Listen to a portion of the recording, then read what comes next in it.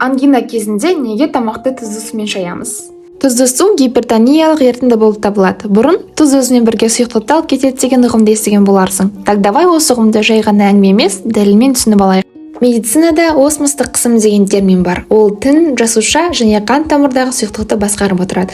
Егер жасушада тұздар көп болса, концентрация жоғарылайды, тін мен тамырдағы сұйықтық жасушаға өтіп, жасуша ісінеді. Демек, концентрация қай жерде жоғары, осмостық қысым да сонда жоғары болады деген сөз. Ал концентрация тамырда жоғары болса, сұйықтық керісінше тін мен жасушадан қан тамырына өтіп, жасушада сморщивание болады. Біздің тамақты шайып жатқан тұзды суымыз как раз концентрациясы жоғары гипертониялық ерітінді. Ал ангина бұл қабыну болып жатқан участок, онда іріңдек тұздат пен әртүрлі микробтар жиналған. Тұзды суымыздың осмостық қысымы жоғары болғандықтан, ол өзінен бірге іріңдек тұздатты және сол тұздатпен барлық зиянды заттарды алып шығады екен. Жергілікті тіндегі артық сұйықтықтың бәрін тұзды су өзінен бірге алып шыққандықтан